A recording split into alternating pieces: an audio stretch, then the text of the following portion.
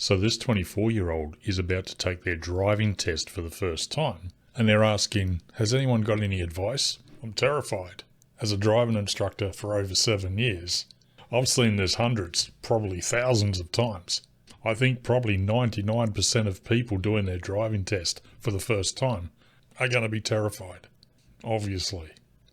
And to be honest, I've heard some pretty dumb advice from people over the years as well. When these people ask their friends or family, oh, I'm going for my test, what should I do?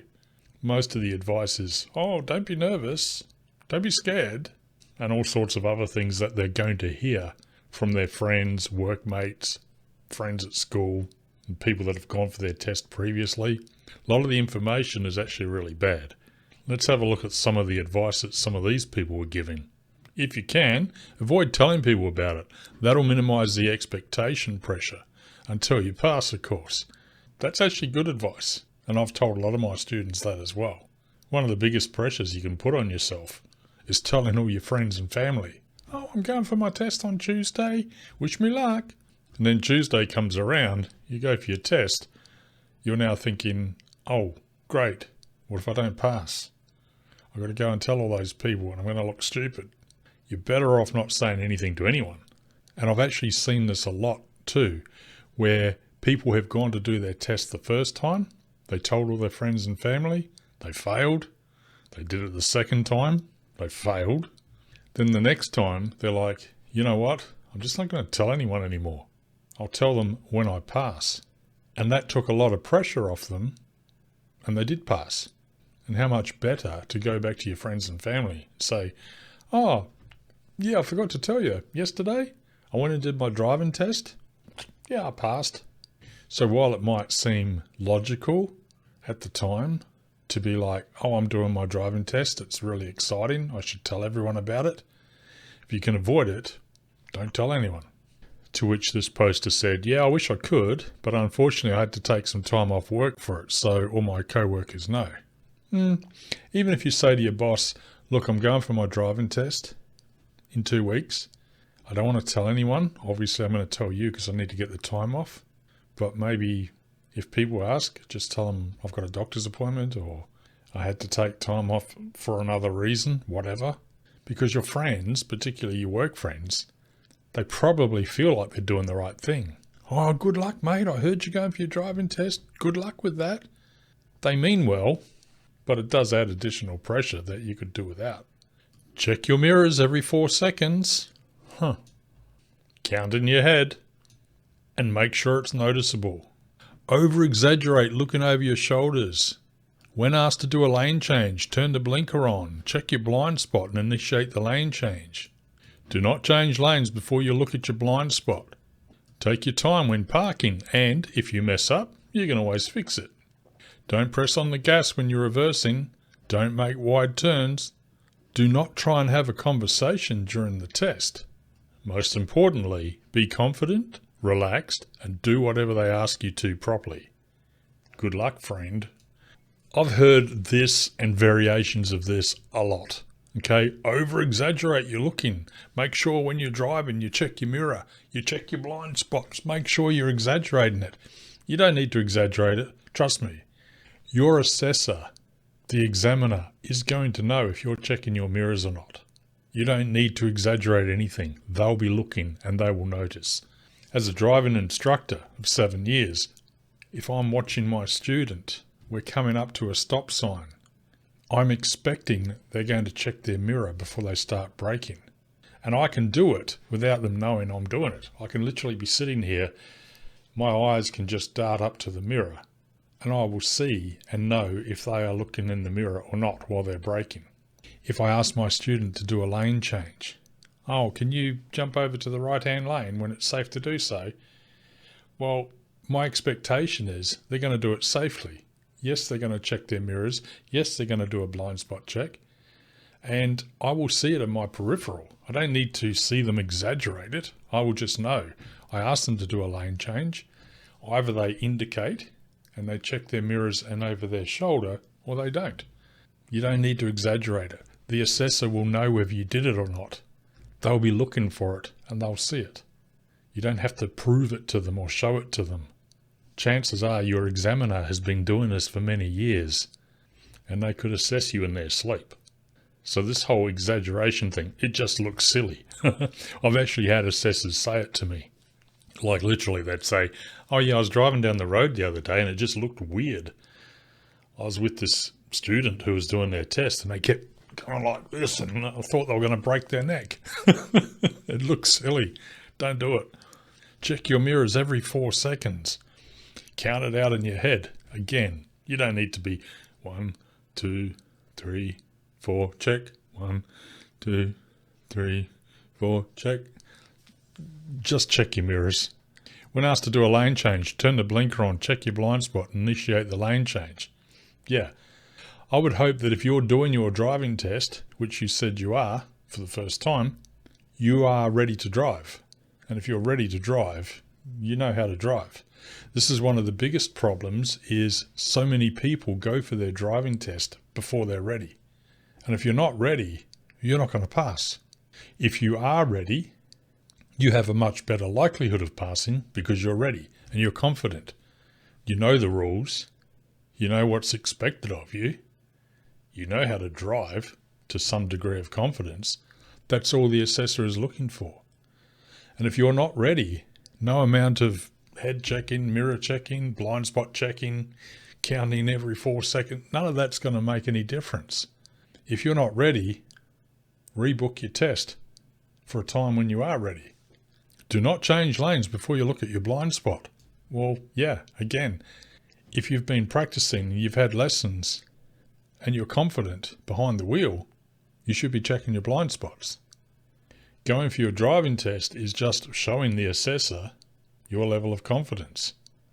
And if this is something you have to keep reminding yourself to do, or thinking excessively about doing, or feeling like you have to exaggerate it, then the chances are you're probably not ready yet. Take your time when you're parking, and if you mess it up, you can always fix it. Yeah, you can fix it. I think this is a problem as well, where a lot of students think they have to get everything perfect. Yes, there are certain things you must get perfect. You must stop for red lights. You must stop at stop signs. You must not speed.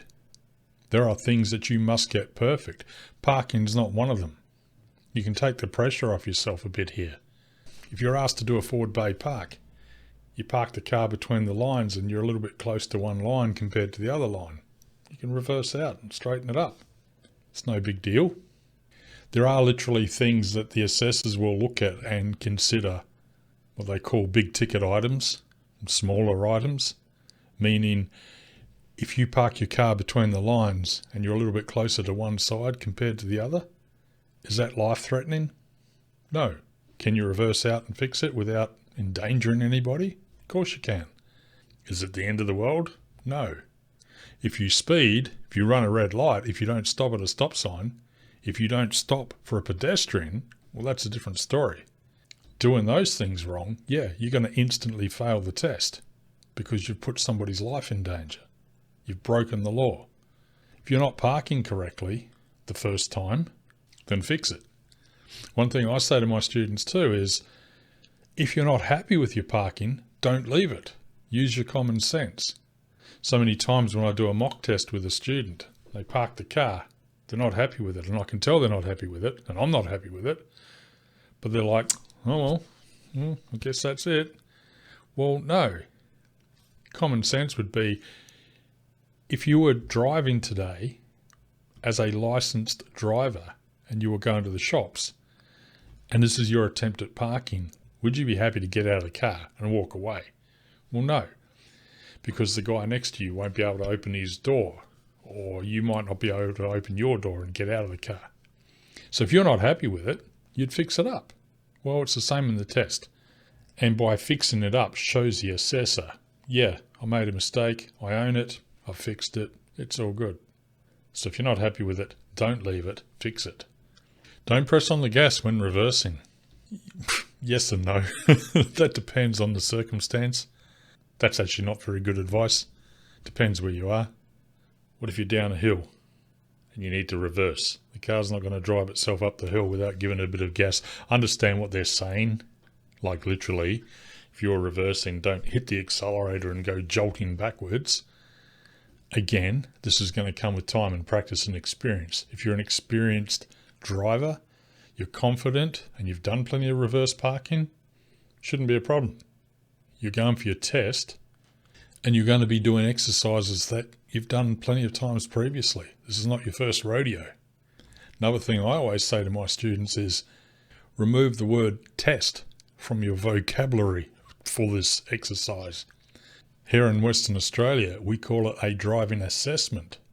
It's not a driving test, it's a driving assessment. You are being assessed for something that you already know how to do. That's a completely different language than being tested, in my opinion, because when I think of a test, I think of comprehension. Like literally when I was a kid back in school. Put your books away, I'm going to test you to see if you remember this stuff. A driving assessment is really like, okay, you know how to drive. You've done this. I'm going to jump in the passenger seat. Show me what you do. I'm going to assess you on it. Don't make wide turns. Okay. Well, what if you have to or need to? See, this is probably bad information because a nervous person going for their test for the first time could read this comment thinking, oh, that guy who's got his license and he's been driving for years, he told me, don't make wide turns. If you need to make a wide turn, you need to make a wide turn. I understand the concept behind this probably is saying don't cut corners. Make sure you're following the logical path of the corner. Don't swing out wide. Do not try and have a conversation during the test. That's actually bad advice. And I've had this question hundreds of times. Like, oh, when I'm doing my driving assessment, am I allowed to ask questions? Am I allowed to talk to the assessor? Yeah, absolutely. Of course you can. So the assessor is just a person, right? Somebody's mum, somebody's dad, somebody's granddad. They're not robots. They are probably not going to start and initiate a full-on conversation with you while you're doing your test. And it's not because they're angry at you. It's not because they don't want to talk to you. It's because they don't want to distract you. They don't want to be the cause of you making a mistake and failing your test.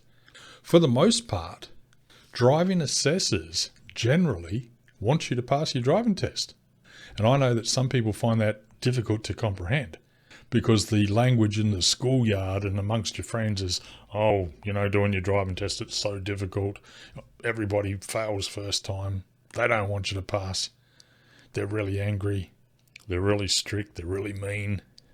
And all of that language is just going to make you anxious, nervous, and scared when you come to do your driving test.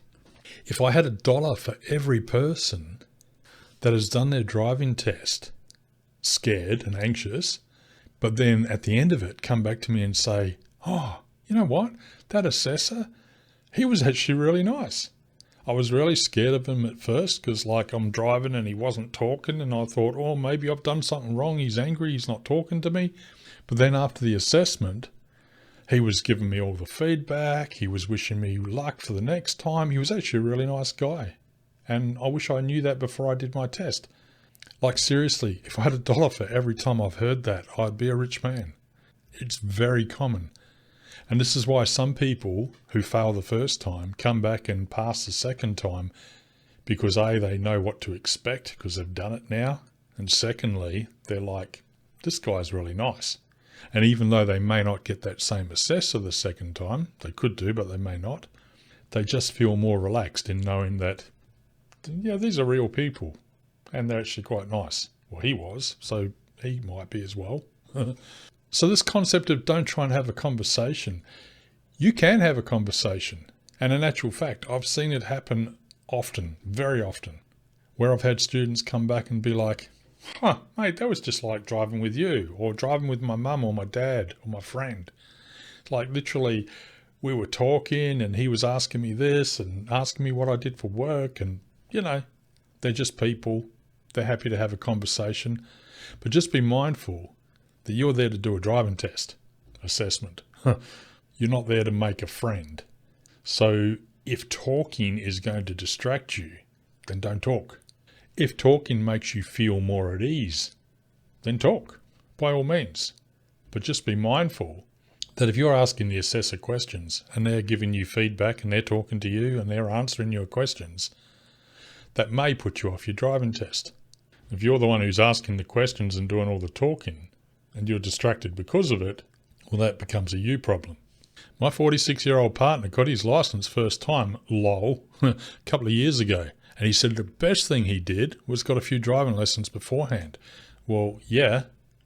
You know, I find it really weird as I read a lot of these forums where people are asking, oh, I need my license next week. What can I do to pass my license in 2 weeks' time? Or, hey everybody, some people are saying you need to do 20 hours minimum or 40 hours minimum before you go for your driving test. Has anyone done it in less than 10? Like seriously, you're learning to drive a car, you've never driven a car, and you're trying to rush the process because it suits your agenda? Because, you know, you want to get to work or you want to have freedom or quality of life. I get it. But the odds are, if you're 17, 18, 20, whatever the age is that you're going for your driving test, 24 in this example, you've lived for the first 17, 18, 24 years of your life without a license. Take the time to understand the road rules, to understand the nuances of the car, to learn to drive properly so that you are confident behind the wheel, so that you will pass first time, so that it's not embarrassing, stressful, expensive, time consuming, because passing the first time obviously is going to save you time and money by having to go back and do it again. So better to be prepared the first time. Now this person here is 46, went and got some driving lessons. Said that was the best thing I ever did. You know, driving is not one of those things like learning to tile your bathroom or something. Sure, you can go and watch some YouTube videos and be like, you know, I've never tiled a bathroom before, but I know if I go to the hardware shop and buy some tiles and some grout and some glue, watch a few YouTube videos, I think I'll master it. I'll be all right. Driving's completely different. And the reality is, learning to drive itself is not that difficult. It's learning to deal with other traffic. It's learning to be on the road with other users. It's so unpredictable. That's only going to come with time and practice and confidence. You know, if I was learning to tile my bathroom, watching a couple of YouTube videos, I'd get it from trial and error. But if I was tiling my bathroom and people were throwing tiles at me, there were sharp tools laying around, electric saws and grinders were turning themselves off and on, things were getting thrown from everywhere, well, suddenly I'm in a dangerous situation. And no amount of watching YouTube videos is going to help me to combat that. Driving's the same. You're not going to learn how to drive in 5 hours and from that know how to deal with every single road situation that could be thrown at you. Merging traffic, traffic lights, school zones, pedestrian crossings, driving through the middle of town, driving out in the country, driving in the rain, driving at night time, changing lanes and merging with traffic in high speed zones. Kids or cyclists running out in front of the car, cats and dogs, kids chasing after balls, those sorts of things. You don't know what's going to get thrown at you at any time you get behind the wheel. Even for someone like myself, as a driving instructor of 7+ years and someone who's been driving on the roads for well over 40 years, and I've driven cars, trucks and motorcycles, I still encounter new scenarios every time I get in the car. So if you're trying to get your driver's license as quickly as you can, with no experience, no driving lessons, you want to do it in 5 hours or 10 hours, good luck to you, because it's just not going to happen. And I say that from experience, because I've done thousands of driving lessons and I've seen hundreds of people pass their test, and I've seen hundreds of people that have gone for their driving test way earlier than they should have, and they don't pass. It's as simple as that. So 46-year-old did a few driving lessons, it made a huge difference to his confidence, and because the instructor was so calm and clear with what to do and what not to do, it ironed out any bad habits he'd picked up, and also the instructor could tell him what he needed practice on and what he didn't. He got 100% on his driving test the first time he took it. Good luck. Yeah, of course, a good driving instructor can get in the car with you, and within the first 2 to 5 minutes of driving with you, we'll be able to know what you need help with. You know, as a driving instructor, I can get in the car with someone. I can see what this person needs help with straight away. It could be their steering. It could be they don't check their mirrors enough. It could be their speed. It could be their path. Their path being, do they drive straight in the middle of their lane, or are they zigzagging all over the road like a drunken sailor? When we get into some of the exercises, if we go into a car park, I can see how they park the car. Do they need help with that? So even if you've been doing a lot of driving, a good driving instructor can help you to iron out the bugs. I've jumped in the car with plenty of students in the past. I look at their logbook. I'm like, oh, you've done your 50 hours. You're just about ready to do your test. Or even they're like, yeah, I've done my test 3 times and I've failed. Every time I go with my dad or my mum, I just keep failing. So even though they've done the hours and they have some level of confidence behind the wheel, they may have learned some bad habits. They may not be doing things correctly by the book.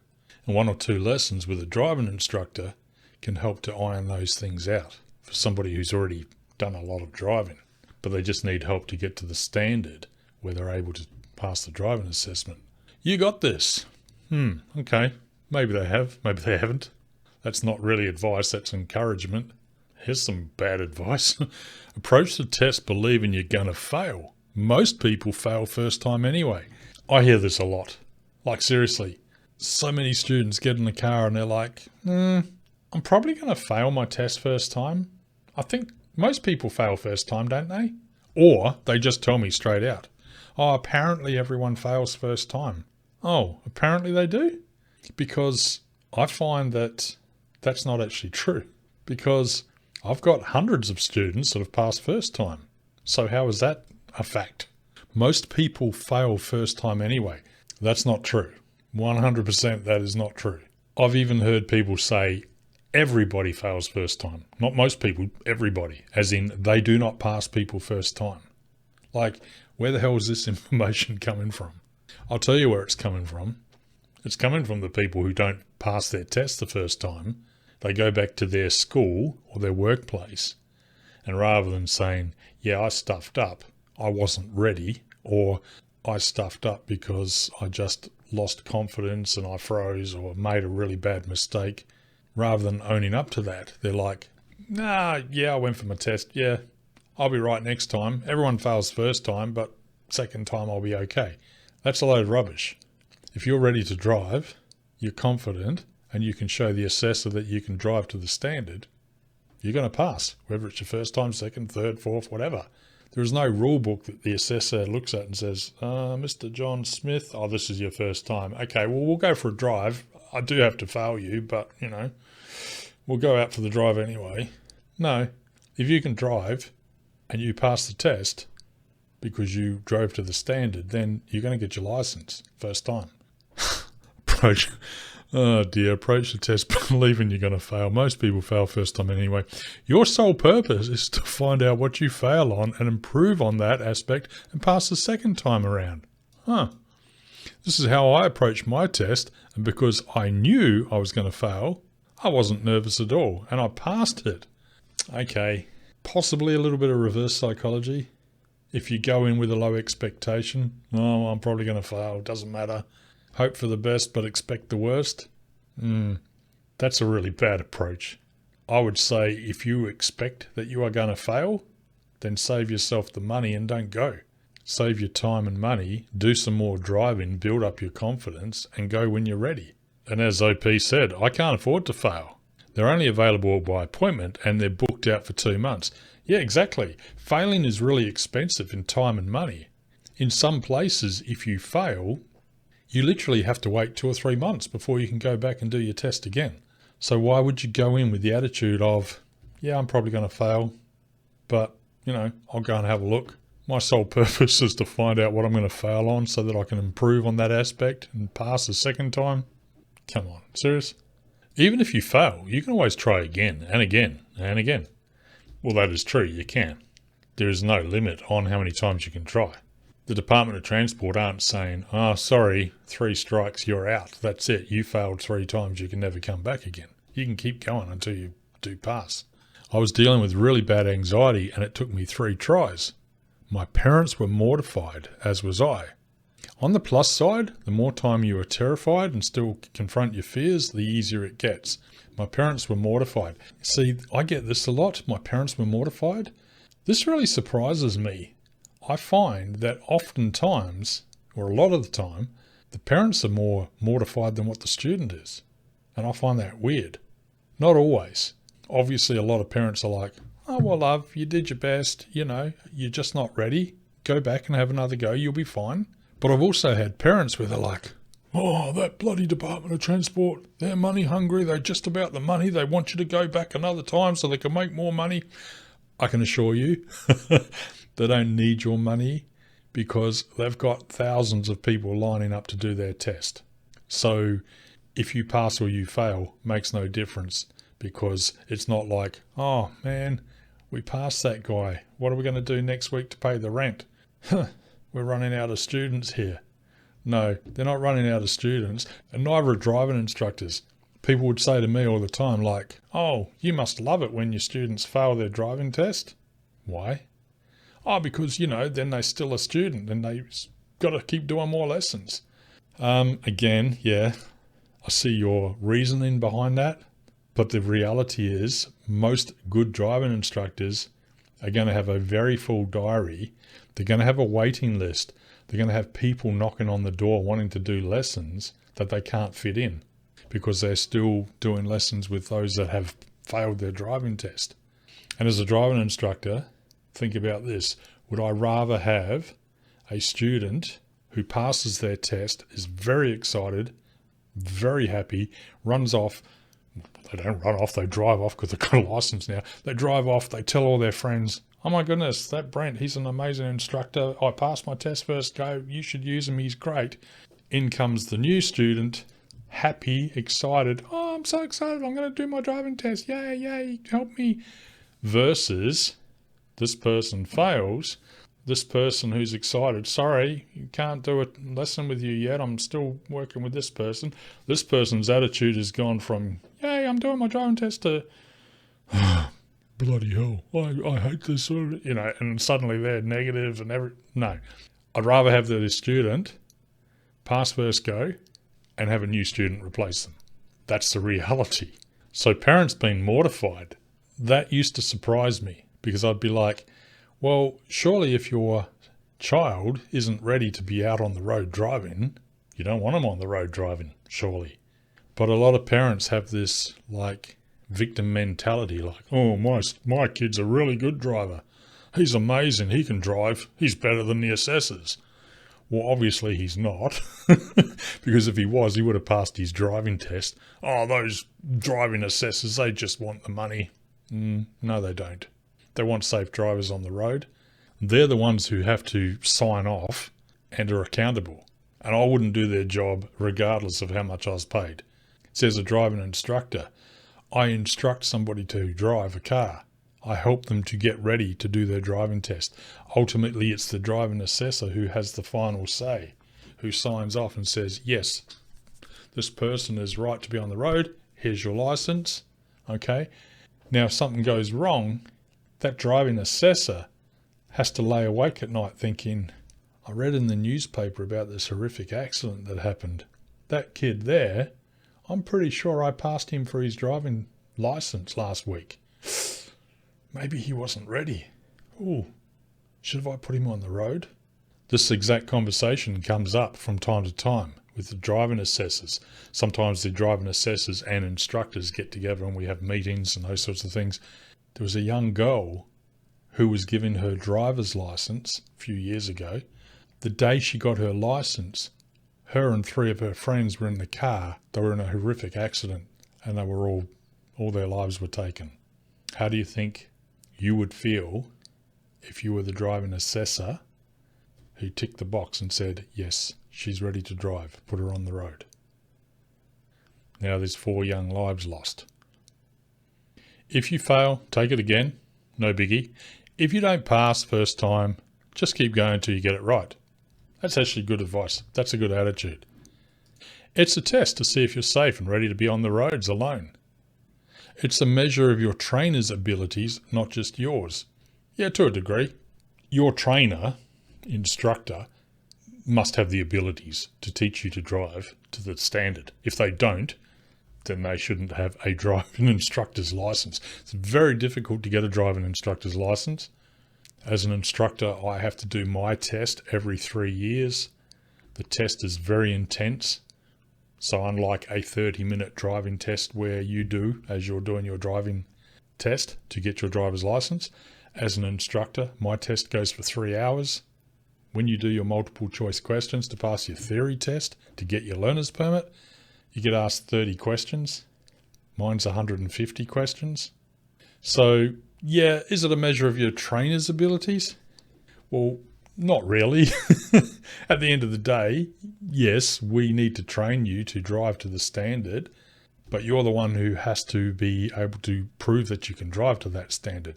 Now, if a trainer is not teaching you properly and sending you off to do your test long before you're ready, well, that's a reflection on them, yes. If they're teaching you the wrong stuff, well, yeah, that's a reflection on them, absolutely. Like literally, if you're doing your driving test and you're like, oh, my driving instructor said, I don't need to stop at red lights, or that 60 sign is just a recommendation, or like, because I'm in front of the car that's in my blind spot, I can just merge over. He has to stop for me because I'm here first. Well, yeah, obviously, if your instructor's teaching you the wrong stuff, that's going to be a problem. But that's generally not the problem. I don't think I've ever seen somebody fail their driving test because they were taught incorrectly by a driving instructor. It could happen, I've just never seen it. Don't be so scared or nervous that you drive too slow. I failed my first driving test for driving too slow. She knew I was scared for my life. Yeah, a lot of people don't realise this. You can fail your test for being too slow because it's a problem. Here in Western Australia, you're assessed for what they call the 7 key PDA items: look behind, signal, flow, movement, path, responsiveness, vehicle management. So flow is one of the key things that you're assessed for. Now, flow measures whether you're keeping up with the flow of traffic or not. Meaning, if you're in a 60 zone and you're like driving Miss Daisy doing 40 k's an hour and you've got a whole bunch of cars banked up behind you, where it's now dangerous because they're looking to overtake you and there's double white lines, they can't overtake you safely or legally, and you're causing a problem, then it's a problem. If you come up to a roundabout and you're sitting like a deer in the headlights and there's 5 cars banked up behind you waiting to go, and there's, plenty of opportunity for you to go, oh no, I'll wait for the next one. Oh no, I'll wait, it's a problem. So I've had people with the false assumption of thinking, if I drive slow, I'm being cautious. The assessor's going to think, yeah, this person's really cautious. I'll put them on the road because they're very safe. No, driving too slow is unsafe. Just like driving too fast is unsafe. Driving too slow is actually very unsafe. So the assessor knew I was scared for my life.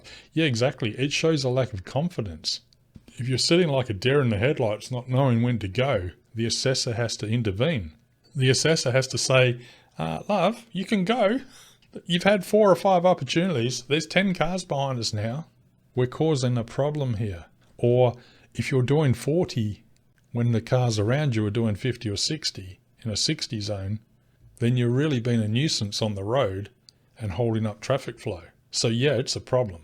Pro tip, wear a hat or big earrings, ones that make great sound. When checking your mirrors, it makes it more noticeable. Kind of exaggerates the gesture. We've already talked about this. You don't need to exaggerate anything. Just drive to the best of your ability. Drive at your confidence level, which you will already be confident at driving or you wouldn't be going for your test, right? Right. Wearing big hats and earrings. Don't dress up like a clown. Don't exaggerate stuff. Just act normal. Be yourself. The bottom line is, don't go for your test unless you're confident and you're ready to drive. You're kidding yourself if you think you're going to pass before you're ready. That's the number one thing. If I had to say, why do people that fail their test, why do they fail? It's because they're not ready. It's as simple as that. If you are ready to drive, you're going to have more chance of passing. If you're not ready, you're not.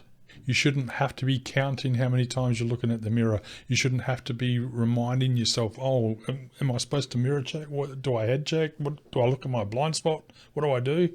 You shouldn't have to be asking yourself those questions when you're out driving during your driving test. You should be prepared. 24-year-old person about to take my driver's test for the first time. Is there any advice you can give me? I'm terrified. The advice you're going to get from friends and family is, oh, don't be terrified. Just be cool. Okay, easier said than done. One thing I would say is never, ever go for a driving test without first doing a mock test. Whether that mock test ideally is with a driving instructor because they know exactly what to hold you accountable to by the book. So as an instructor, I will do a mock test or 2 or 3 or 4 or however many it takes with my student before they do their real test. Because if you can't pass a mock test, you're not going to pass your real test. If the first time you are ever tested is in your real test, you're probably going to fail. It's the first time you've been tested. A mock test is a real reflection of how things are going to go on your test day. As an instructor or as a parent driving with you, it's one thing to be your instructor.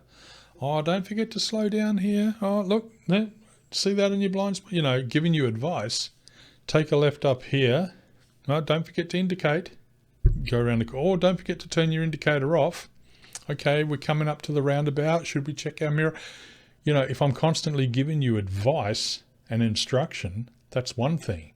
But if the first time you're in the car with somebody who's sitting there with a pad and pencil or an iPad or whatever they're using, they're not talking, they're just saying, take the next right. And they're not giving you instruction or feedback, then that's going to be nerve-wracking for you because you've not experienced that. And it's a whole different thing. When I do mock tests with my students, they're like, oh, this is really weird because normally I'm so used to having you in the car talking to me. We're talking about what I'm doing, what I should be doing, what I just did, what's coming up for me, even just talking about what's going on in my life. It just feels natural and comfortable. And I've got you in my ear telling me what to do. Suddenly when you be quiet and you're just writing stuff down, it just feels intimidating. Now, if the first time ever that you're doing a test, mock test or real test, is actually with an assessor in your real test, you're probably going to fail. So my biggest advice would be do a mock test. You may be surprised at how badly it goes. In the 7 years of being a driving instructor, I've done thousands of mock tests. I've only ever seen 2 people pass their mock test first time around. Think about that for a moment. Thousands of mock tests. These are with students that should be ready to drive to the standard. They've done lots of hours of driving. In Western Australia, it used to be 50 hours of supervised driving. It's changing to 80. So they've done at least 50 hours because they're ready to go for their test. So we do a mock test prior to that. So they're pretty confident. They've done plenty of driving lessons. They've done their hours. Everything's good. You would think if they're ready to pass their test, or in their mind they are, possibly in my mind they are, then doing a mock test, the pass rate should be really high. Yet in 7 years of doing it and thousands of mock tests, I unequivocally, hand on heart, can only say that 2 people have passed the mock test first go, which speaks volumes about what I just said. That is, if your first test, mock test or other, is your driving test, your assessment, you're probably going to fail because it's a completely different scenario. You don't have mum or dad sitting there telling you what to do. You don't have your driving instructor telling you what to do, reminding you of things, helping you if things go wrong. Like, oh, hang on, see that? I'm on the brake here because you didn't quite slow down, so I did it for you. Oh, okay, cool. I'll remember that next time. Yeah, great. You're not going to have that. Seriously, do a mock test. You might be surprised. You might think you're ready to do your test. Your mock test will tell you completely differently. And I've had some students that have had to do 10, 15, 20 mock tests. I'm serious. The difference between driving with an instructor telling you how to drive or helping you on your driving journey versus doing a test, mock test, where the instructor says nothing, you have to drive on your own. It's completely different. And just remember, if you get your license, The day you get your driver's license, that's not a driver's license, it's a colour sample for a house I'm renovating. That's a different thing. The day you get your driver's license, you're going to be driving on your own. You don't have mum or dad in the car with you. You don't have your driving instructor in the car with you. It's all you. That's what the assessor's looking for. The assessor is in the car literally thinking, okay, I'm going to zip it. And again, one of the questions says, don't talk to your assessor, whatever. Well, the assessor needs to understand and know that if they get in the car with you, they want to be able to get in the car as if they're not in the car, meaning they're not there to help you. They're not there to instruct you. They're not there to remind you to slow down or to indicate or check your blind spots, check your mirrors. They can't be. Because in their mind, they're thinking, okay, well, if I put John or Sally on the road this afternoon with a driver's license or a paint sample, they're going to be driving on their own. Can that person drive on their own? That's the question they're asking. If you can prove to the assessor that you can drive on your own without somebody else in the car, you're going to get your driver's license. If the assessor has to give you advice, remind you to indicate, remind you to check your mirrors, if they have to intervene, meaning they have to accelerate out of a bad situation, they have to brake before a bad situation, they've got to grab the wheel, they have to intervene somehow, then it's a fail. Because what that is saying to the assessor is, you're not ready. You can't drive without somebody there to help you. If that person wasn't there to help you, you may have caused an accident or been involved in an accident. The assessor needs to know that you can drive without help. So when I'm doing a mock test, I'm being the assessor. I'm saying, I'm not here to help you. I'm not going to give you advice. I'm not going to intervene unless I have to. And if I have to intervene, that's a fail. So my biggest advice is to the 24-year-old who's doing their driver's test for the first time. Is there any advice you can give me? Yes. Do not go for your driving test until you have successfully passed a mock test or 2 or 3, as many as you can. If you can pass a mock test without any help, then you're probably at a point where you can pass your driving test. That's my advice. Sorry for the rant. Hope you got something out of this. Let me know if you got any questions and I'll answer them for you. See you in the next one.